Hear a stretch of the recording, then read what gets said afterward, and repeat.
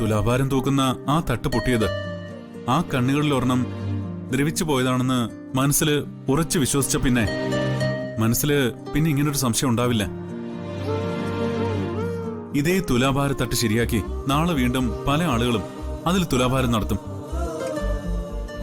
ഇന്ന് മുടങ്ങിയ തുലാഭാരം നാളെ നമ്മളും പോയി നടത്തും. ഇതൊന്നും ഒരു പ്രശ്നമല്ല. താൻ മനസ്സിന്റെ ബലം കളയരുത്. എന്തു വന്നാലും ഞാനില്ലേ കൂടെ. അതല്ല സച്ചേട്ടാ, നെല്ലിശ്ശേരിയിൽ ഇപ്പൊ ഉണ്ടായ പ്രശ്നങ്ങള് താനൊന്ന് മതിയാക്കുന്നുണ്ടോ? ഇനി ഇതുപോലെ ഓരോന്ന് പറഞ്ഞുകൊണ്ടിരുന്ന എന്റെ സ്വഭാവം മാറും. പറഞ്ഞേക്കാം.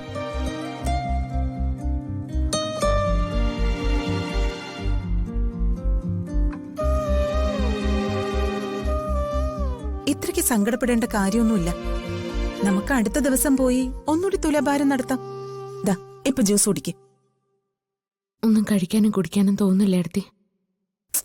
അതൊക്കെ നമ്മുടെ ഈ അവസ്ഥയിൽ തോന്നുന്നതാ. ഗർഭിണികളായ പെൺകുട്ടികളുടെ മനസ്സിന് എപ്പോഴും ഒരു ചാഞ്ചാട്ടം ഉണ്ടാവും.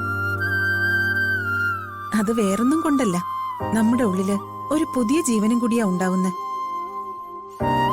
അപ്പോ നമ്മൾ അതിനെക്കുറിച്ച് കൂടുതൽ ശ്രദ്ധിക്കും.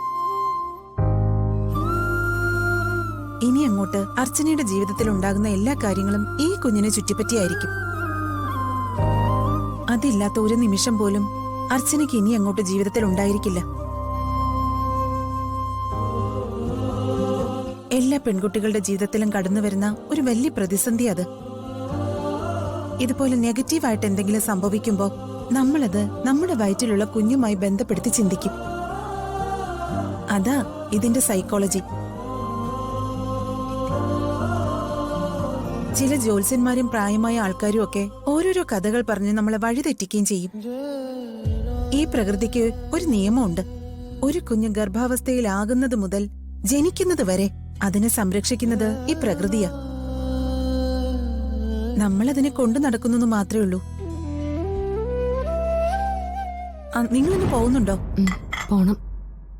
ഇനിയൊരു ദിവസം ഒന്ന് നേർച്ച നടത്താം. അനക്കേ വിളിക്കുന്ന. എന്താ അനക്കേ?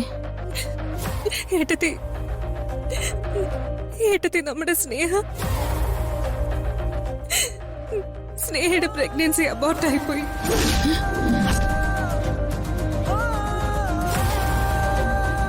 നീ എന്താ പറഞ്ഞ? സത്യമാണ് ഏട്ടത്തി. സ്നേഹ ഇപ്പൊ ഹോസ്പിറ്റലില.